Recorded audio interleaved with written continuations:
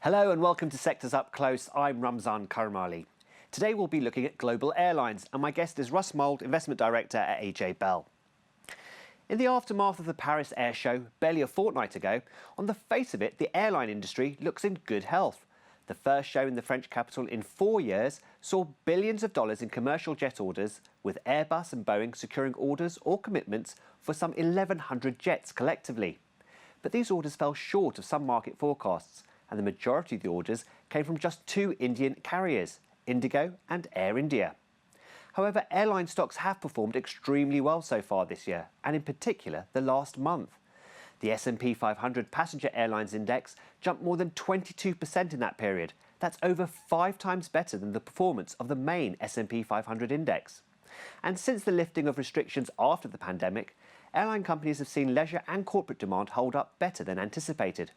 But while travel hit record levels for the busy 4th of July holiday weekend in the US, delays and cancellations have created some negative headlines and passenger dissatisfaction. Well, joining me now is Russ Mould from AJ Bell. Russ, let's go back to the Paris Air Show.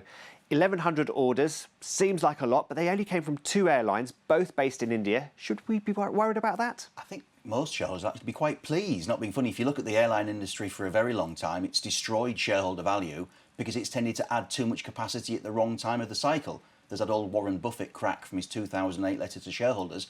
You know, somebody would have done everybody a favour if they'd shot Orville right down and you know, killed the industry at birth. So I think the fact that the major carriers are showing discipline, not adding too much capacity, because the lead times involved make it very hard to judge when to bring it on, that's possibly one of the reasons why airline stocks are actually doing quite well.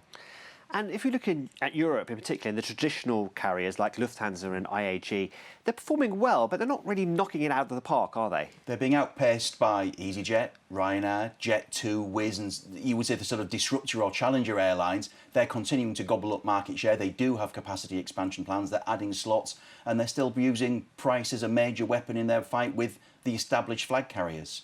And what about Lufthansa in particular? I mean, they've got some problems that they seem to be overcoming, though.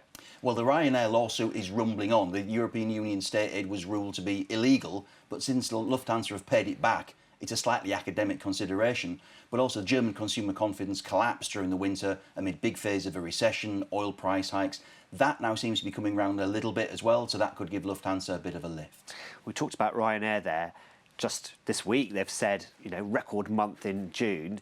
Are we expecting more from Ryanair and the budget carriers? I think Mr O'Leary certainly is. He does have capacity expansion plans with his Airbus fleet. They are looking to continue to take market share. And I think after 3 years when travel has been non-existent or very, very limited, I think those people who are lucky enough to be able to afford it, or even perhaps a few who aren't, who've saved up, are just very, very determined this year to get out and about. It'll be interesting to see if that carries on in 2024 as perhaps higher mortgage bills, credit card bills begin to bite. Another thing, at least in the airline's favour right now, fuel prices. You know, the oil price is a long way down from where it was a year ago. That's their biggest individual cost, and that's definitely going the right way for them for the moment. But it's not all rosy for budget airlines, is it? There are some issues there. There are constant issues for all airlines. I mean, in the end, the old gag is that they're always stocks to rent rather than to trade rather than to own because the cycle is so volatile. If the oil price spiked and OPEC Plus is doing its best to get it up, that would be a problem. There has been industrial rest. They have had to increase staffing levels and pay those staff more, so there is input cost pressure there, and there is competitive pressure as well at all times. So it's never an easy industry, no.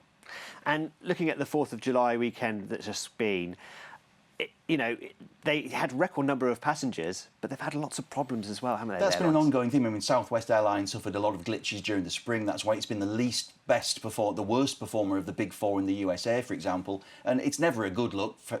Customers will be frustrated. If they can perhaps book another airline next time, maybe they will do. So, and IAG, British Airways' owner, has had technical problems again this spring with a big outage over the May Bank holiday weekend. Another reason perhaps why the shares haven't done as well as some of those of their rivals. Russ Mould from AJ Bell, many thanks for that. Thank you. And that is your roundup of the global airlines industry. I'm Ramzan Karamali, and this is Reuters.